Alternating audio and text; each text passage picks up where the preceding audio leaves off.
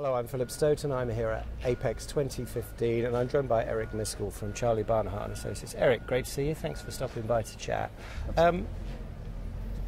Tell us a little bit about what's going on within Charlie Barnhart and Associates lately and what you're seeing in the market in terms of trends. We're seeing a lot of industry lines blurring at the moment, and that's having an impact on EMS guys. Yeah, and actually it's interesting. I'll start with your blurring real quick because we're actually changing even the way we refer to it, right? I mean, where we focus has always been at that intersection between OEMs and EMS, and EMS is a collective term with ODMs, right?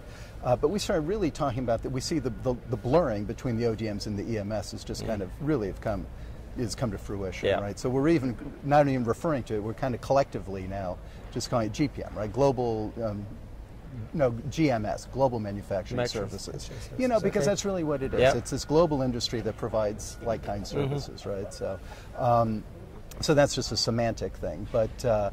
Yeah, as far as what we're doing, you know, we're trying to stay relevant and stay with the industry, right? I mean, and try to stay ahead of things and trying to, you know, I think we have an excellent track record of kind of forecasting trends and what's going on. I think long before people really want to hear about it, you know, from the rise of labor costs in China.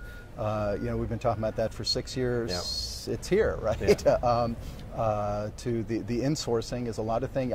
Even yesterday we were talking about that, and some people are saying, "Yeah, I'm not seeing that yet." It's like, well, it's happening, and I can tell you that, you know, we talk to a lot of companies who are doing it, and so, you know, and the regionalization and these things, you know, we're trying to, as the industry is still chasing some labor costs and different barriers, we're trying to make sure that we're gathering the data and representing the data accurately for our clients.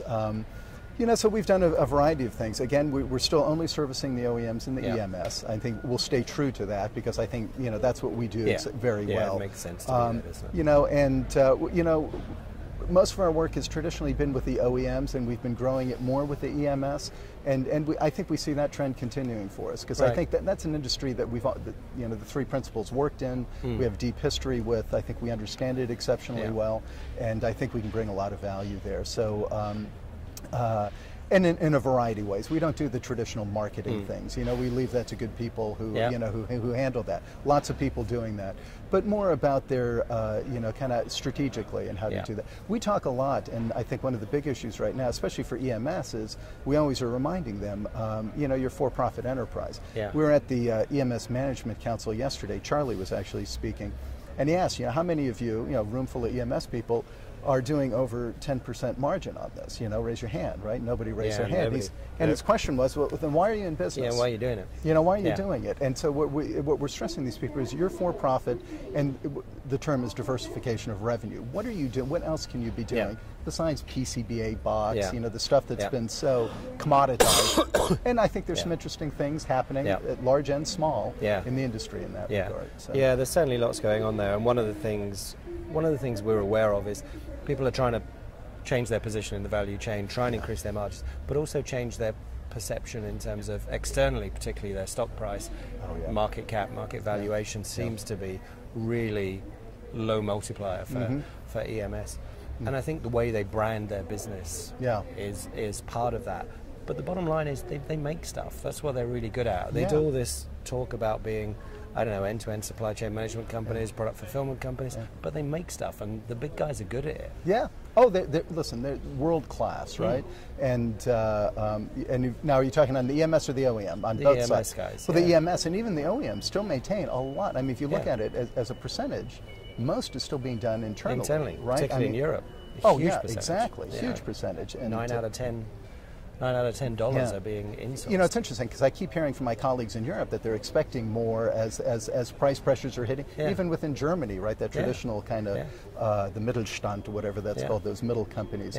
And they're even expecting for some of the larger, you know, the Siemens, those big ones, they're thinking they're under such pressure that there should be another wave of outsourcing there. I don't know if, you know, we're watching with great curiosity, obviously. I see that being balanced out by a little bit of a desire for those companies to actually develop their own footprint in some of the low-cost environments. So you look at somewhere like Chengdu, a lot of German companies turning up there, a lot of German companies showing interest in Vietnam. I don't know.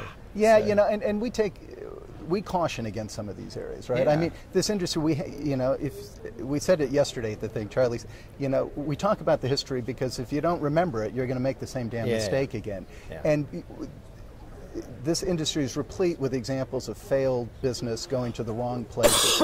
And you can make that same argument with China. A lot went there that you never should have. Yeah, absolutely. Vietnam, we get it. Yeah. There's a lot of challenges there. Yeah. India, everybody, and I see a lot of things come out of Europe. Oh, India. We're telling people very cautiously to be careful. And even the Russia thing, people say Russia, well, scary. It's very scary, right? So that's why we like that trend, the regionalization, bringing it back within region, quit chasing it all over the world and doing these things. And I mean, you talk about Europe, Europe seems to be enamored with the whole Tunisia solution too, right? Everybody says, well, we got the Tunisia, and it's, that's kind of a questionable one too. That region's had its challenges as well. And it's exciting to be a pioneer, but there are two things that happen as a pioneer. You either get there first, or you're the guy face down in the desert with arrows in their back. Well, so, there you go, exactly. You've got to let these trends solidify. Mexico seems to be doing great at the moment. We're hearing a lot of investment in there, particularly in the automotive sector. That seems to be growing really well. That's something you guys had also been predicting. Listen, we've been big fans of Mexico since it all went to China, and even back then, Mexico was always a good solution. The rationale for going was not a business one. I mean, it was a business one, but I mean, it wasn't an industry one. It didn't reflect reality within industry. Everybody said, "Oh, there's quality issues in Mexico. We got to go." That was nonsense. Mexico is solid, I think, in a lot of ways. And I've always said the best testimonial for Mexico are the Asian companies who invest in it, right? Absolutely. I mean, why is China investing in Mexico? Big style. That makes the point, right? And I think they've been terrific. And they did a great job of during all these past years, keeping their labor rate very kind of flat and constant. Yeah, it's been steady, and I think as things have improved on the border now, a lot of companies didn't want their people, a lot of OEMs wouldn't let their people go to visit factories on the border for safety concerns. That's being addressed under the current administration. So I think it's all, now there's going to be some trending up in the labor costs there. That's because the capacity rates are increasing. It's supply and demand, right? Yeah. And big fans of Mexico, maintain that. Yeah. It's interesting, and I know that you were down in Costa Rica for what happened down Zollner opened there, and I think we watched that with great kind of interest to see. We were contacted, and actually I went down last year and spoke in Jamaica. Yeah, and I believe you're talking to one of the guys. I will be talking with I think they're here at the show. I'll be seeing him. They're interested in trying to get involved and trying to position themselves in a unique way. That'll be a challenge, but it'll be, I look at those small nations and I just wonder whether they've got the critical mass, the size to actually support a good, complex supply chain of the size this industry needs to be really, really competitive.